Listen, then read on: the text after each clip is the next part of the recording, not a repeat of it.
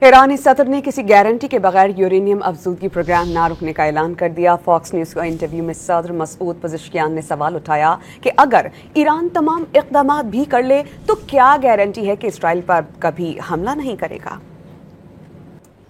ایرانی صدر نے کسی گارنٹی کے بغیر یورینیم افزودگی پروگرام نہ رکنے کا اعلان کر دیا۔ فاکس نیوز کو انٹرویو میں صدر مسعود پزشکیان نے سوال اٹھایا کہ اگر ایران تمام اقدامات بھی کر لے تو کیا گارنٹی ہے کہ اسرائیل پر کبھی حملہ نہیں کرے گا۔